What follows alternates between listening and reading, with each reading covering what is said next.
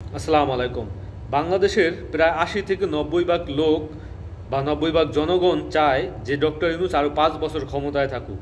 আমি প্রায় ৩০টা সার্ভে করেছি, সেই সার্ভেগুলোর স্ক্রিনশট আমি এই ভিডিওতে আপনার করে দেবো, এডিট করে দেব। দেখবেন যে প্রত্যেকটা সার্ভেতে এখন পর্যন্ত প্রায় যতগুলো ইউটিউব চ্যানেল, যতগুলো নিউজ মিডিয়ায় যতগুলো সার্ভে তারা করেছে, যতগুলো অনলাইন ভোটিং তারা করেছে, প্রত্যেকটা ভোটে, প্রত্যেকটা অনলাইন সার্ভে, প্রত্যেকটা নিউজ পেপার, পত্রিকা, বিভিন্ন ইউটিউব চ্যানেলের যে প্রত্যেকটা সার্ভে রয়েছে, সেই সার্ভের রেজাল্টে ডক্টর ইউনূস এগিয়ে আছেন এবং প্রতীয়মান হয় এবং সুস্পষ্টভাবে এখানেই প্রমাণিত হয় যে বাংলাদেশের প্রায় ৮০ থেকে ৯০ ভাগ লোক ডক্টর ইউনূসকে আরও ৫ বছর ক্ষমতায় থাকতে চায়। এখন যদি এই মুহূর্তেও আমরা এই ডক্টর ইউনূসকে হারিয়ে ফেলি, এই ডক্টর ইউনূসকে ক্ষমতায় রাখতে না পারি, এটা হবে আমাদের বাংলাদেশের ব্যর্থতা, এটা হবে বাংলাদেশের জনগণের ব্যর্থতা, এটা হবে বাংলাদেশের সমস্ত মানুষের ব্যর্থতা। ডক্টর ইউনূসকে ব্যবহার করে উনি আর কতদিন বাঁচবেন আমরা জানি না। ডক্টর ইউনূসকে ব্যবহার করে আমরা রোহিঙ্গা সমস্যার সমাধান করতে চাই। ডক্টর ইউনূসকে ব্যবহার করে আমরা বাংলাদেশের বেকার সমস্যার সমাধান করতে চাই। ডক্টর ইউনূসকে ব্যবহার করে বাংলাদেশের বিভিন্ন দেশের ব্যবসায়ী প্রতিষ্ঠান যারা বাংলাদেশে মিল ইন্ডাস্ট্রি করার প্রতিশ্রুতি ইতিমধ্যে ডক্টর ইউনূসকে দিয়েছেন, সেটার সমস্যার সমাধান আমরা করতে চাই। ডক্টর ইউনূসকে ব্যবহার করে আমরা বাংলাদেশের যে পানি সমস্যা, বাংলাদেশের যে বন্যার সমস্যা, সেই বন্যার সমস্যার সমাধান করতে চাই। আপনারা জানেন যে ইতিমধ্যে ১৭০০ কোটি টাকা ব্যয়ে একটা বাঁধ নির্মাণের পরিকল্পনা হাতে নিয়েছে এবং চায়নার সাথে পানির চুক্তি হয়েছে এবং সেখানে শুধু তিস্তা প্রকল্প না, সমস্ত বাংলাদেশের পানি কিভাবে পরিষ্কার পরিচ্ছন্ন রাখা যায়, পানির কিভাবে সমস্ত বাংলাদেশের পানির বণ্টন করে তারপর বাংলাদেশের কৃষিকাজে উন্নয়ন করা যায়, সমস্ত রকমের প্ল্যান পরিকল্পনা, ৫০ বছরের দীর্ঘমেয়াদী প্ল্যান পরিকল্পনা চায়নাকে দিয়ে আসছেন এবং তারা কাজ করবে।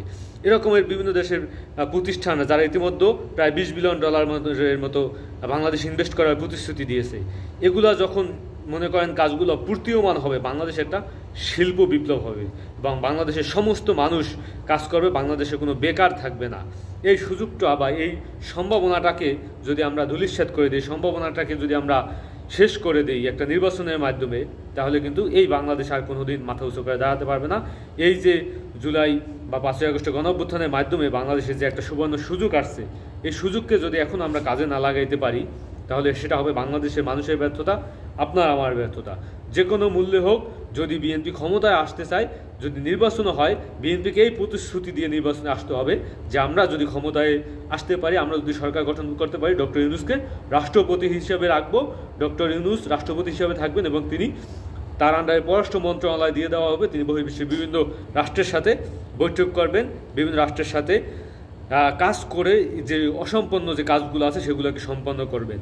নির্বাচন হোক, তাতে কোনো সমস্যা নাই, কিন্তু বিএনপিকে এখানে মেইন রোল প্লে করতে হবে। বিএনপিকে এই জিনিসটা ধারণ করতে হবে যে একটা সময় এসেছে বাংলাদেশের জনগণের পক্ষে এসে বাংলাদেশের মানুষ যা চায় এই জিনিসটাকে কাজে লাগাইতে হইবে।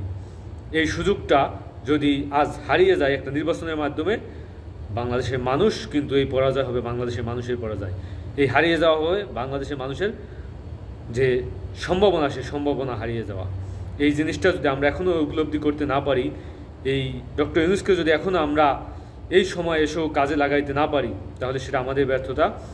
এবং দিন শেষে বলতে চাই, ওনার যে কাজ করার স্পিড, যে ক্ষমতায় আসার পর, ক্ষমতার চেহারে বসার পর বিভিন্ন সময় বিভিন্ন রাষ্ট্রে যেভাবে উনি গেছেন, ফাঁকে ফাঁকি উনি ওই দেশের প্রধানমন্ত্রীর সাথে কথা বলছেন, ওই দেশের প্রেসিডেন্টের সাথে কথা বলছেন যে আমার দেশে আসো, আমার দেশে মিল ইন্ডাস্ট্রি করো, তোমার দেশের ব্যবসায়ীকে বলো কীভাবে আমার দেশে মিল ইন্ডাস্ট্রি করা হয়, তোমার দেশের কীভাবে আমার দেশের থেকে শ্রমিক পাঠানো যায়, কীভাবে আপনার দেখেছেন যে বাংলাদেশে ইতিমধ্যে ইউরোপের 9টি প্রতিষ্ঠান, 9টি দেশ ভিসা খুলে দিয়েছে বাংলাদেশিদের জন্য। অস্ট্রেলিয়ার আপনার পর্যন্ত অ্যাম্বাসি পর্যন্ত বাংলাদেশে খুলে দিয়েছে। মানে ওনার গুণের কথা বা উনি যে কাজ সম্পন্ন করেছেন এই কয়েক মাসে বইলে কোনো শেষ করা যাবে না। তো আমাদের এখন সুযোগ, এই সুযোগকেই কাজে লাগাতে হবে। আসসালামু আলাইকুম।